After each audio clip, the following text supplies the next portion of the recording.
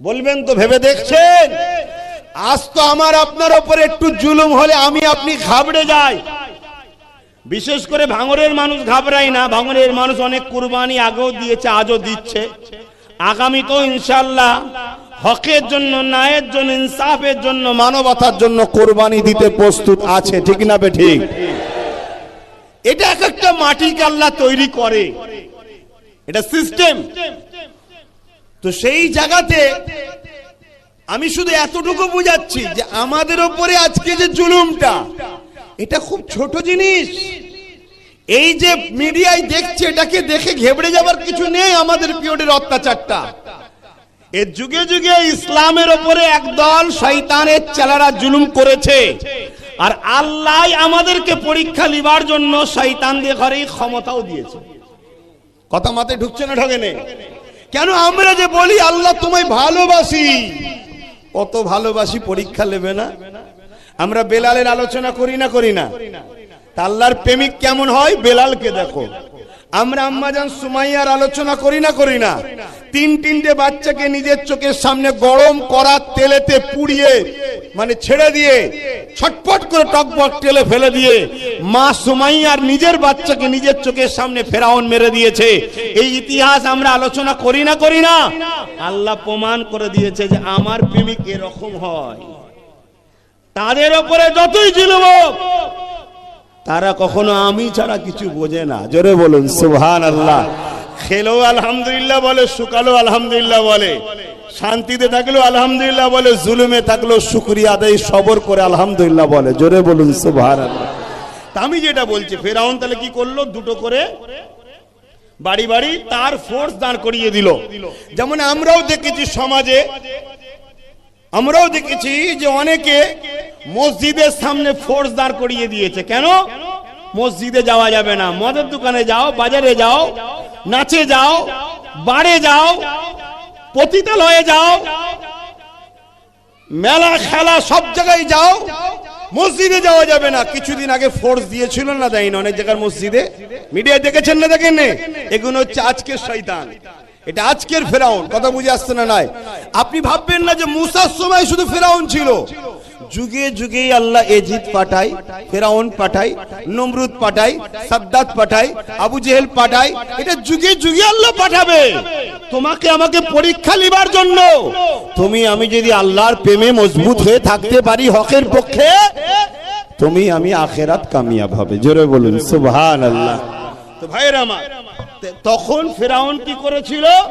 একদিনে, ভালো করে শুনবেন, আজকে পেপারে দেখে, মিডিয়ায় দেখে যারা ভাবছেন যে কি হবে কি হবে, আরে কিচ্ছু হবে না, কিচ্ছু হবে না।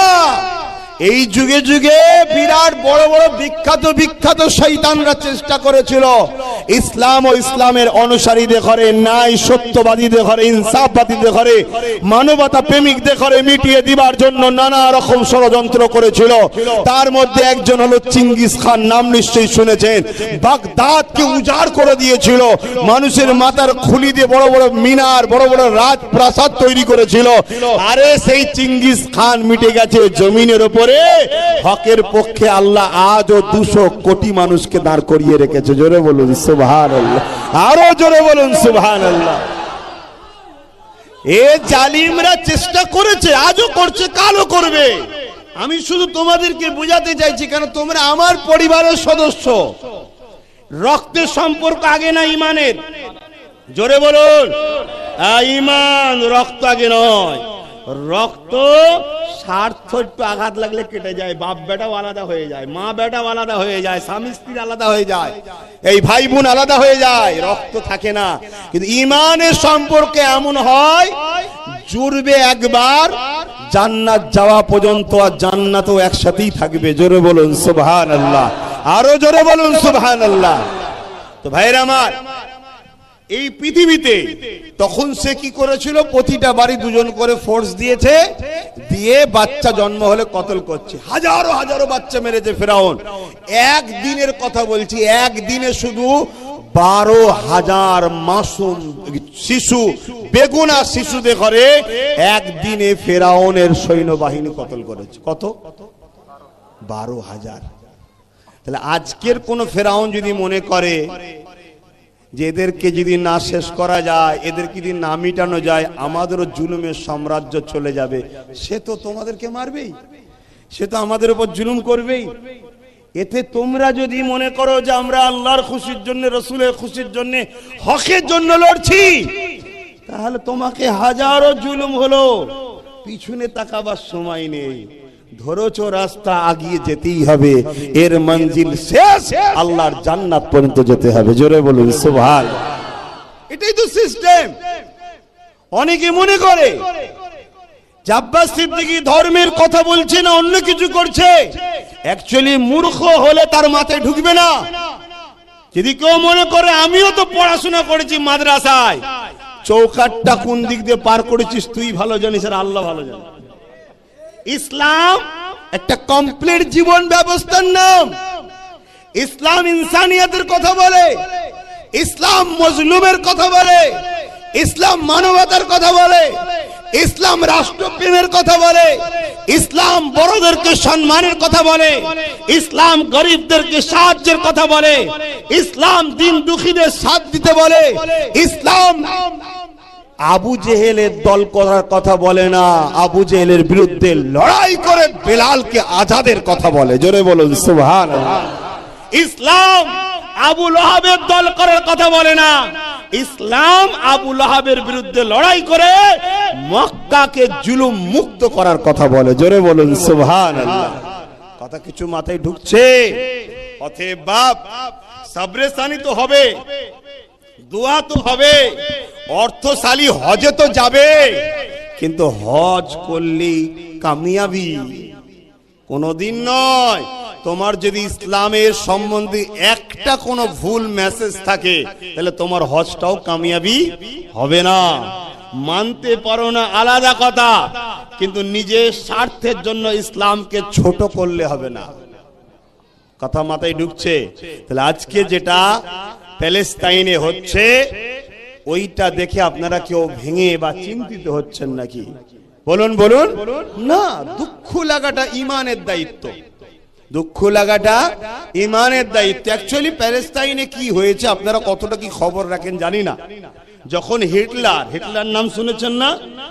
60 লক্ষর উপরে ইহুদিকে গ্যাস চেম্বারে ভরে মেরে দিয়েছিল, আরো মারছিল। হিটলার বলেছিল পৃথিবীতে ইহুদি বলে কিছু রাখতাম না আমি। হিটলার কোন ধর্মের? খ্রিস্টান ধর্মের। কথা বুঝে আসছে?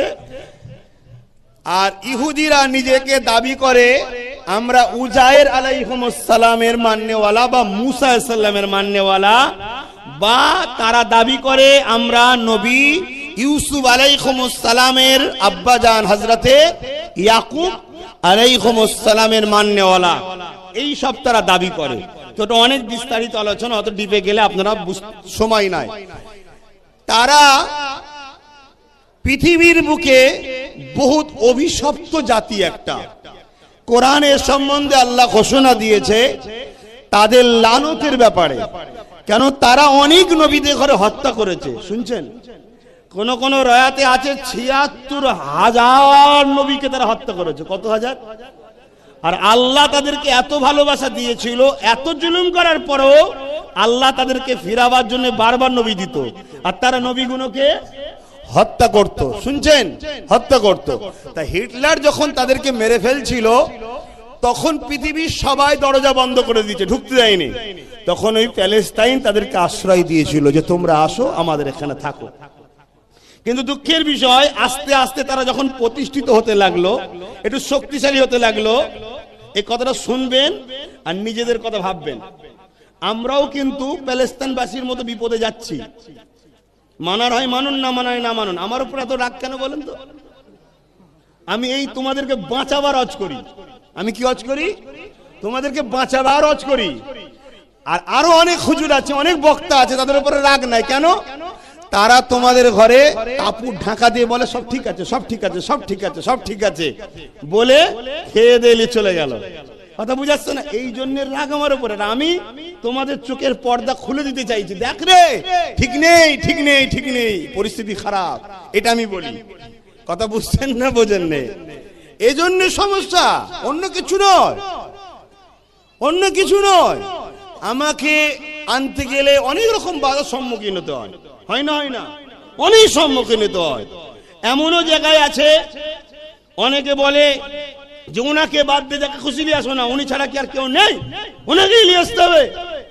কথা বুঝে আসছে? তাহলে বাবা আমি কি ক্ষতি করলাম? তো দেখা যাচ্ছে সে হয়তো কোনো থানার একজন বড় দায়িত্ব ভারপ্রাপ্ত, সে মুসলিমও নয়, অমুসলিম। তা আমি আপনার কি করেছি?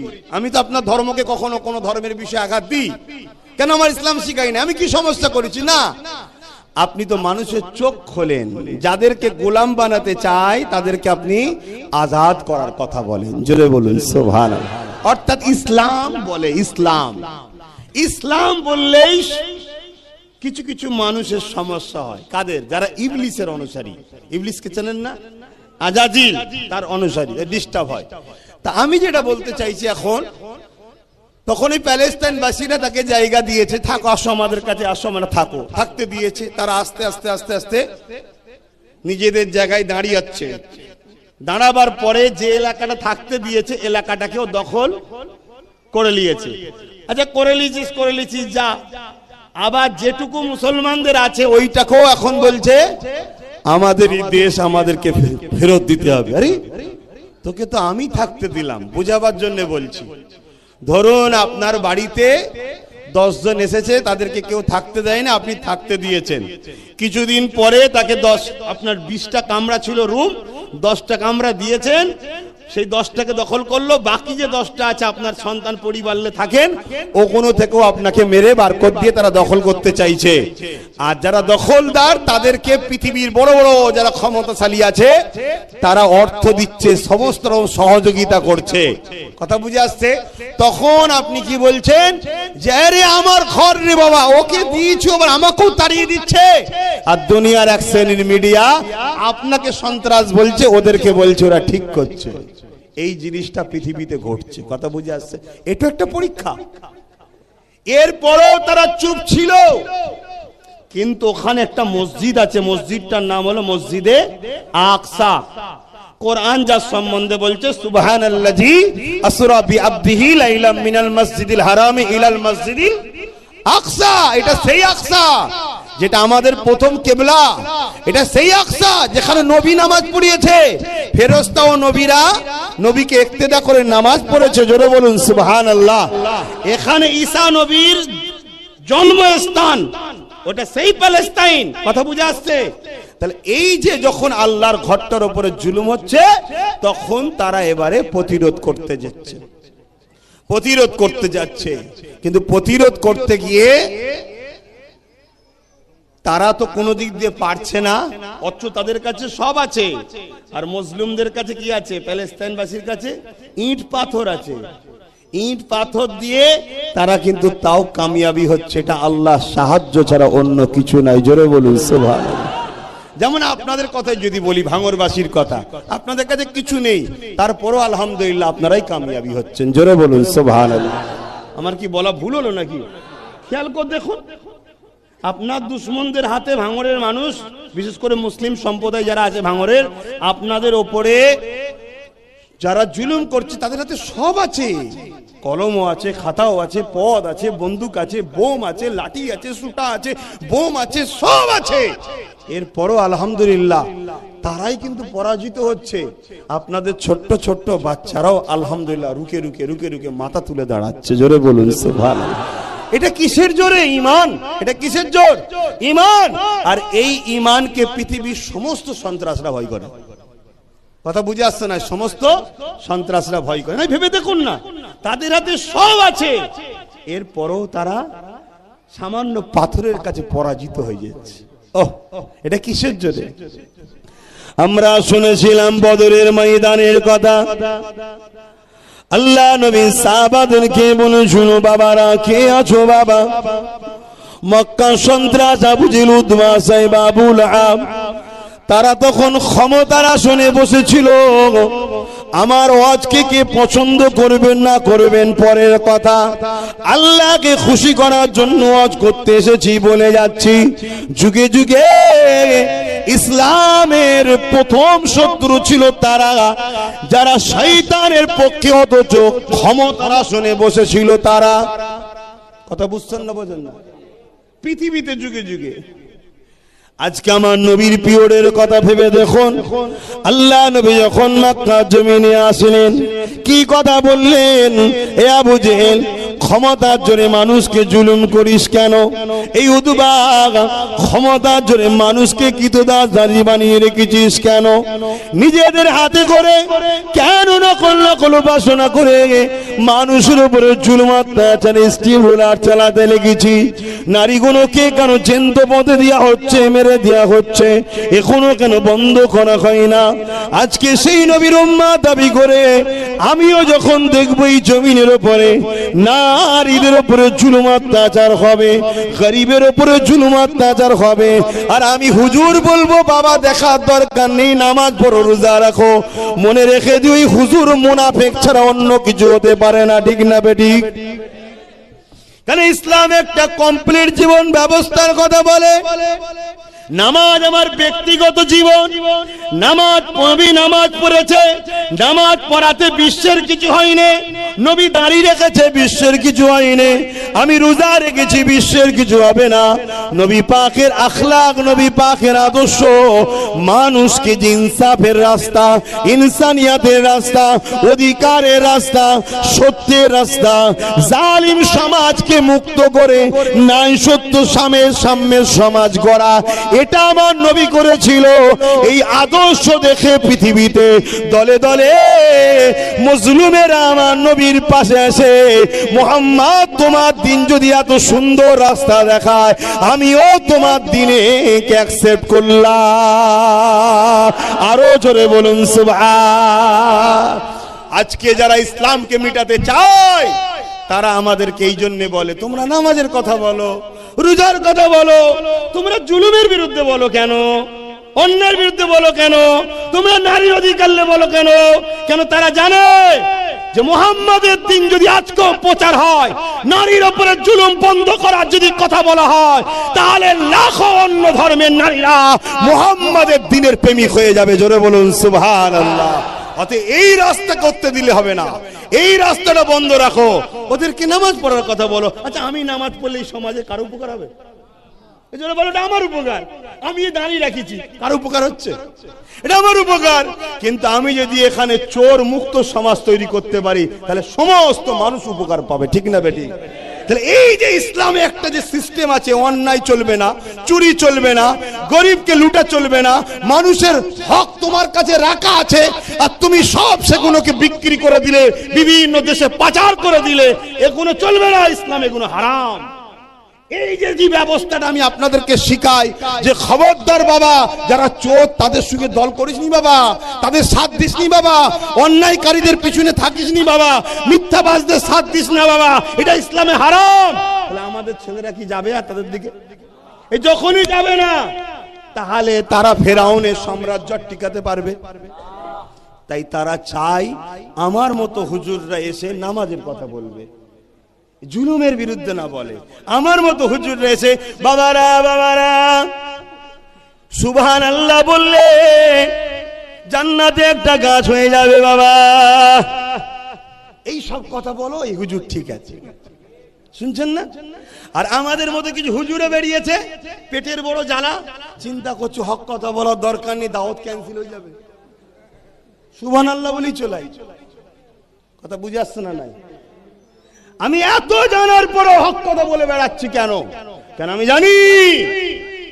জানি পৃথিবীর রাজা ফেরাউন চেয়েছিল প্রত্যেকটা বাচ্চাকে কতল করে দাও, তাহলে যে আমায় মিটাতে আসছে সেও বাঁচবে না, আমাকে কেউ মিটাতে পারবে না।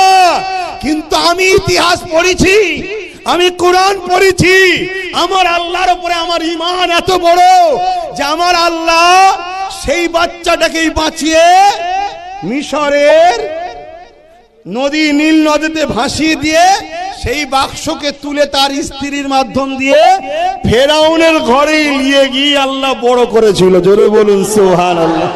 আরো জোরে বলেন। সেই আল্লাহর উপরে ভরসা রাখো। শুনছেন না শোনেন না? সেই আল্লাহর উপরে ভরসা রাখো। তুমি ন্যায়ের পক্ষে, সত্যের পক্ষে, ইনসাফের পক্ষে, তোমার যে অধিকার, তোমার যে ইসলাম, তোমাকে যে কালচার, এগুলোর জন্য তোমাকে চলতে গিয়ে যদি বাধা পৃথিবীতে দেয়, তুমি ঘাবড়ে যেও না। কেন এখানে তোমার লস নাই, মরলে শহীদ বাঁচলে গাজী। জোরে বলুন সুবহানাল্লাহ, আরো জোরে বলবেন না? হ্যাঁ, এখানে ঘাবড়াবার কিছু নেই। দাড়িটা ইউনিফর্ম, টুপিটা ইউনিফর্ম, ইউনিফর্ম খুব সুন্দর লাগিয়ে ভেতরে ভেতরে যদি ফেরাউনের সঙ্গে হাত মিলিয়ে রাখি, ওর থেকে কেউ যদি দাড়ি চেচে প্রকাশ্য লড়াই করে, সে গুনাহগার, কিন্তু আমার মতো মুনাফিক নয়। কথা বুঝে আসছো না? নাই, কিন্তু আমি বলবো তার মানে এটা না